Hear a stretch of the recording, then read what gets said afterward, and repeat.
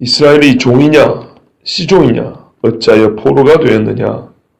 어린 사자들이 그를 향하여 부르짖으며 소리를 질러 그의 땅을 황폐하게 하였으며 그의 성읍들을 훑어서 주민이 없게 되었으며 놉과 다바네스의 자손도 내 정수리를 상하였으니 내 하나님 여호와가 너를 길로 인도할 때에 내가 그를 떠남으로 그를 자취하게 하냐. 내가 시올의 물을 마시려고 애굽으로 가는 길에 있으면 어찌 됨이며 또 내가 그 강물을 마시려고 아수르로 가는 길에 있으면 어찌 됨이냐. 내 아이 너를 징계하겠고 내 반역이 너를 충만할 것이라.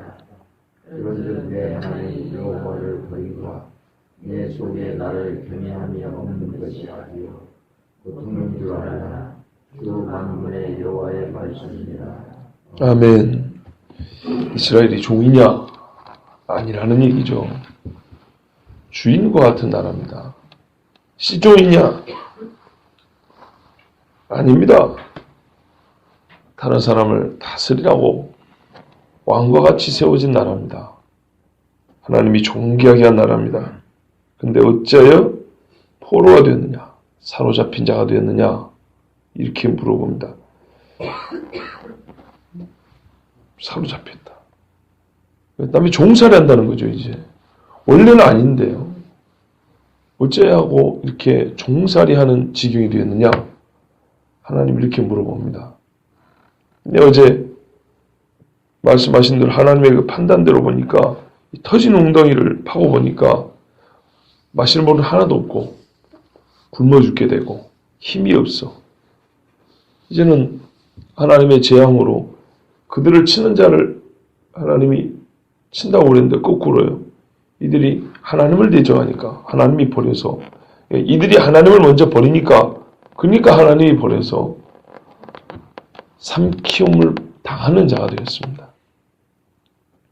왜 이렇게 됐을까요? 이사야 선지자가 일찍이 말했습니다. 예레미야보다 한참 전이죠. 이사야는. 이사야 50장 1절에 보니까 나 여호와가 이같이 말하노라. 내가 너희의 어미를 내보낸 이혼 증서가 어디 있느냐.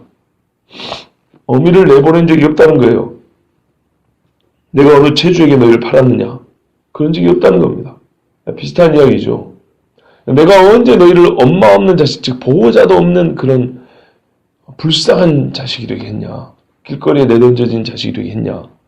내가 이제 체주에 파느냐. 내가 언제 너희를 빚쟁이 되게 해가지고 남한테 그렇게 몸이 팔리게 만들었냐. 나는 그런 적이 없다. 누가 그랬어요? 스스로. 보라 너희는 너희의 죄악으로 말미암아 팔렸고 너희 어미는 너희의 배역함으로 말미암아 내 보냄을 받았느니라. 이게 이사야 50장 1절입니다. 한 절이 무지하게 길죠. 이게 이스라엘의 처지와 원인을 정확하게 얘기를 해줍니다. 오늘 말씀도 비슷하죠. 너희가 종이냐 시종이냐? 아니다. 어째서 너희가 근데 팔려갖고 종살나게 됐느냐? 뭐 때문에요? 죄 때문이에요. 죄 때문에. 죄의 삭은 사망이라 그러지 않습니까? 자, 보십시오. 15절에 포로가 되었느냐? 포로가 된 게 뭔데요 도대체? 팔린 게 뭔데요? 자, 왜 팔린지는 우리가 이사야를 통해서도 듣게 됐어요. 그리고 예레미야 전체를 보면 그거 당연한 이야기인데 우리가 뭐 어제 읽었던 13절만 보더라도 스스로 엉덩이를 팠기 때문에 하나님을 버렸기 때문에 그래서 종이 됐어요. 다른 나라에. 자, 그러면 종이 됐다는 실상이 뭐냐 하니까 어린 사자들이 그를 향해 부르짖으며 소리를 질렀다. 우리 번역이 참 한 종이 한 장 차이인데 이걸 어리다고 해버리니까 웃기게 돼버리잖아요. 여러분 새끼 사자들이 막 부르짖고 막 그래요. 아무리 무서운 짐승도 새끼들은요 하나도 안 무서워요. 귀여워요. 그죠? 사자도 새끼는 이러지 와 이렇게 뭐 부르짖지 않아요. 이게 어린 사자 아니고 젊은 사자라고 하는데 젊은 사자. 예. 그럼 말이 되죠. 영이라는 이제 영 같으면 어리다, 젊다 요거를 한 끗 차이인데 딱 보면 몰라서 이걸 어리다 하면 새끼 사자를 생각하지 누가 힘이 왕성한 청년 같은 사자를 생각하겠어요. 젊은 사자라고 됩니다. 자, 젊은 사자들이 이스라엘을 향하여 부르짖으며 소리, 이거 공격한다는 얘기죠. 먹잇감으로 알고 달라든다는 얘기입니다. 사자들이. 그러니까 그 결과가 어떻게 됐어요? 그의 땅을 황폐하게 하였으며, 예, 빌어먹는 땅이 되게 했어요. 젖과 꿀이 흐르는 땅이 씨를 뿌려봐야 곡식 하나 거둘 수 없는 땅이 되어버린 거예요. 그렇잖아요. 전쟁이 일어나면 땅이 황폐화된다, 국토가 황폐화된다 그러잖아요. 뭐 요즘에는 당연한 이야기고요. 옛날에도 그랬어요. 기본적으로 농사지을 사람이 없으면 땅은 황폐화됩니다. 1년만 묵혀둬도 그 다음에 농사하기가 어렵습니다.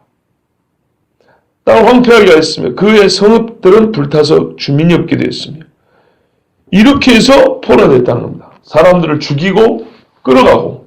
그러니까 주인이 없는 땅이 되니까 뭐 새 주인이 와서 농사를 짓는 것도 아니고 말로 밟고 다니지. 전쟁한다 사람들 시체 널브러져 있죠. 짐승들이 막 뛰어다니고 있죠. 돌과 흙이 뒤범벅이 되어 있죠. 온갖 잡초들이 나 있죠. 이게 과연 예루살렘도 그렇거든요. 사람들이 지나면서 뭐라 한다고요? 이러면서 이게 한때 영화로운 성읍이요, 하나님이 그 이름을 둔다는 성읍이야? 에이, 유로한다 그러잖아요. 이스라엘 땅 전체가 그렇게 됐다는 얘기입니다. 하나님이 자기를 버린 자들을 버리니까, 주인이 없는, 하나님이 지켜주지 아니하니까 어떻게 해요? 사방에서 사자 새끼들이 달려와가지고 물고 뜯고 삼켜서 이렇게 됐다 이 말입니다. 이게 자기가 웅덩이를 판 자들의 결말이에요. 이 이야기를 하나님이 다시 한번 설명을 해줍니다. 어찌하여 너희가 포로가 되었느냐? 포로가 된 결론이 뭐냐? 결말이 뭐냐? 이걸 다시 설명해 주는데요. 보세요. 어떻게 말하면 14절에 이유가 나와 있지 않았지요. 그죠? 어찌하여 포로가 되었느냐? 그리고 포로가 되었다는 말이 뭔지 15절에 설명해 줬는데 원인이 안 나와 있어요. 제가 그 원인을 이사야를 통해서 미리 말씀을 드렸고, 그럼 예레미야는 뭐라고 말하냐?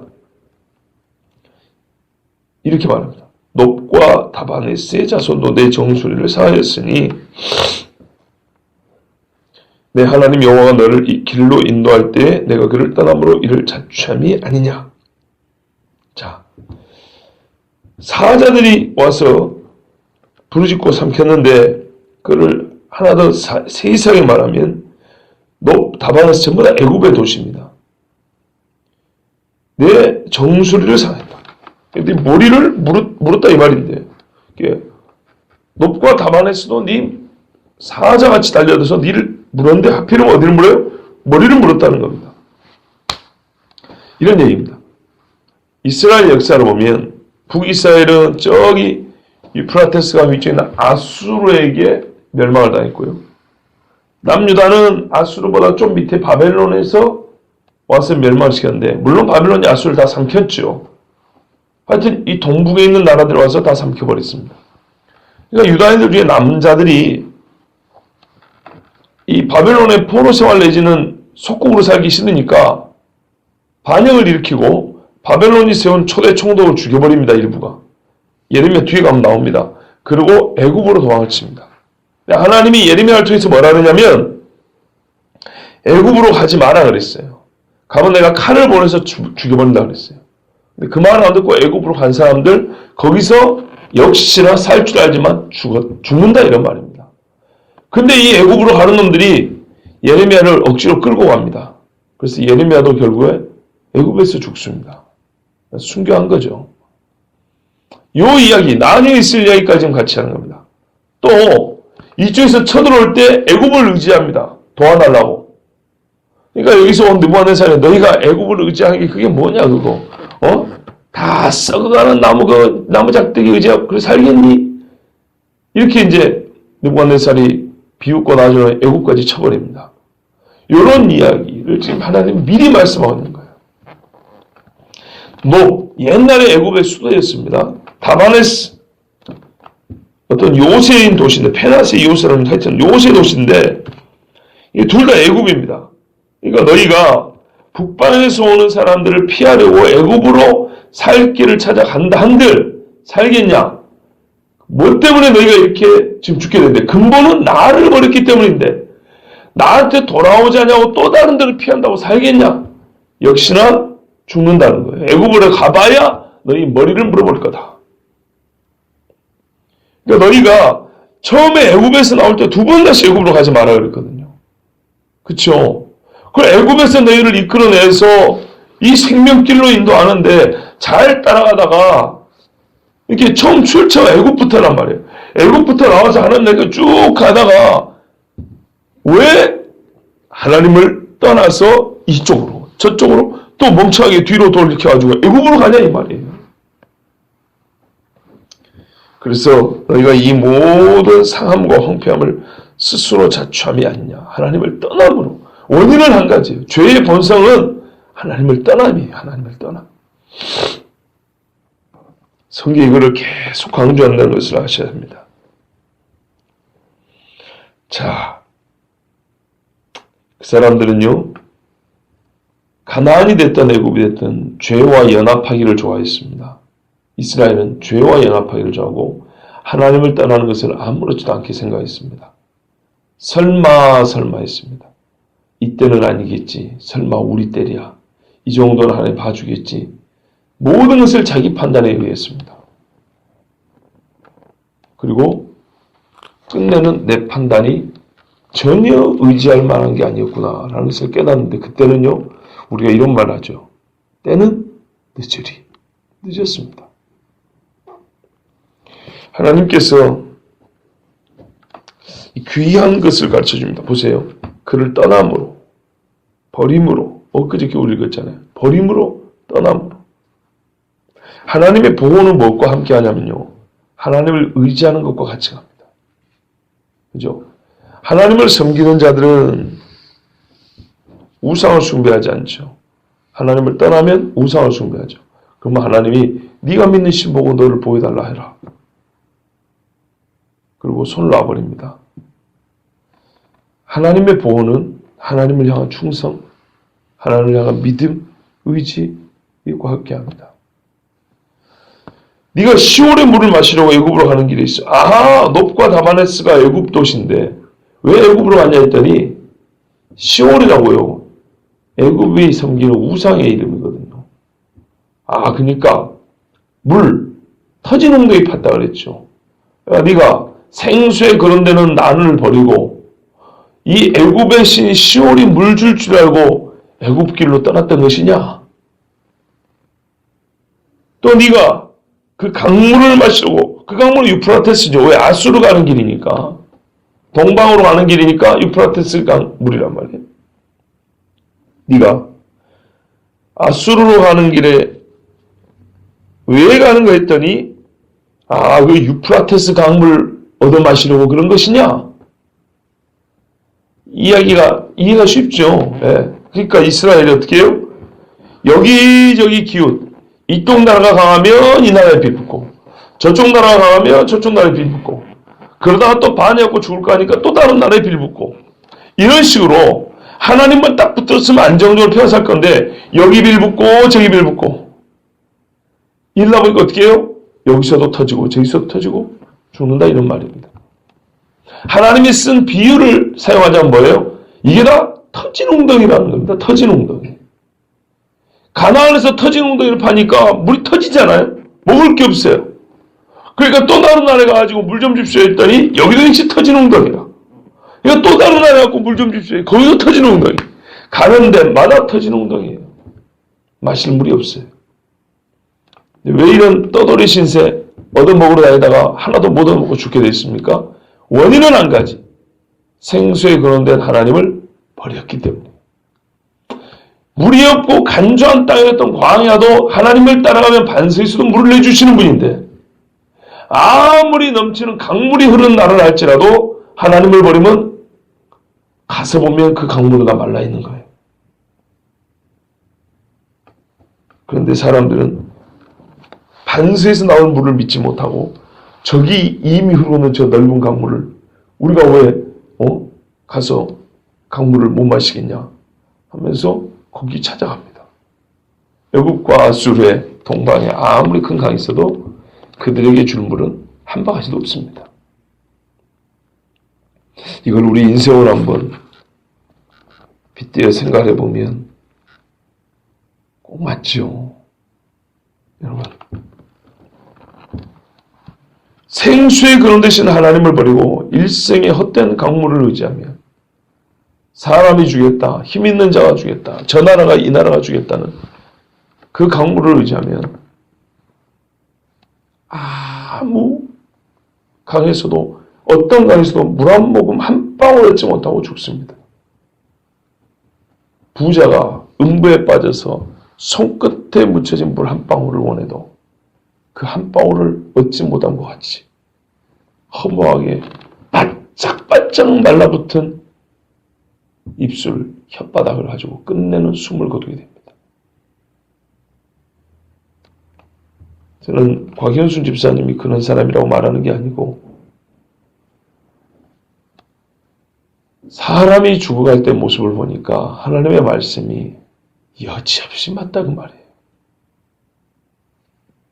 그 중에 과연 누가 겉보기는 비슷할지라도 진짜 생수를 마시고 있는 사람이 있는가? 겨우 숨만 낼 수 있는 그 많은 병상에 누워 있는 사람 중에 누가 그 와중에도 생수를 마시고 있는 사람이 있는가?